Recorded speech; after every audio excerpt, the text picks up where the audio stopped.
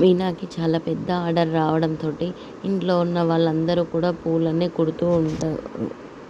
ప్రభావతి వాళ్ళ ఫ్రెండ్ అయితే ప్రభావతి వాళ్ళ ఇంటికి వచ్చి, ఏంది ఇది మా ఫ్రెండ్ ప్రభావతి వాళ్ళ ఇల్లేనా ఏంటి, ఇల్లంతా మొత్తం పూలతో నిండిపోయింది, ఎవరికైనా ఇచ్చిందా ఏంటి అనేసి అయితే అంటూ ఉంటుంది. అది విన్న ప్రభావతి అయితే ఒక్కసారిగా షాక్ అయి చూస్తూ ఉంటుంది.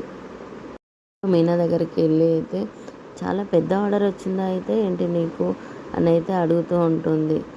అవును అనేసి మీనా అంటుంది. ఆయనే తెచ్చాడు ఈ ఆర్డరు, చాలా పెద్ద ఆర్డర్, ఈ ఆర్డర్ పూర్తి చేస్తే నాకు చాలా డబ్బులు వస్తాయి అనేసి అయితే అంటూ ఉంటుంది. ఇంతలో అక్కడ ఉన్న శృతి దారానికి సూదిలో దారం ఎక్కిస్తుండగా అది అక్కడ ఉన్న ఆమెకి తగిలేస్తూ ఉంటుంది. అయ్యో అమ్మో అనేసి అయితే అరుస్తుంటుంది, నాకు ఏదో అయిపోయింది అనేసి. ఇంతలో అందరూ ఒకసారి నవ్వుతూ ఉంటారు.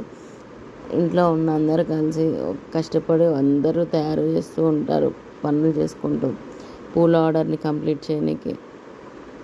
ఇంట్లో ఉన్న వాళ్ళందరూ సంతోషంగా ఆనందంగా ఇంట్లో పనంతా చేసుకుంటూ ఉంటారు. ఇదంతా ఇలా జరుగుతూ ఉంటే అక్కడ బయట ఉన్న గుణ మాత్రం వీళ్ళకి ఆర్డర్ ద్వారా డబ్బులు రాకుండా చేయాలని ప్లాన్లు అయితే వేస్తూ ఉంటాడు.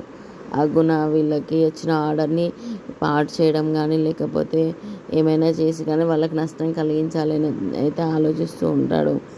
ఏం చేయాలి, ఎలాగ చేయాలి అనేసి అక్కడ ఉన్న వాళ్ళతో మాట్లాడుతూ ఉంటాడు.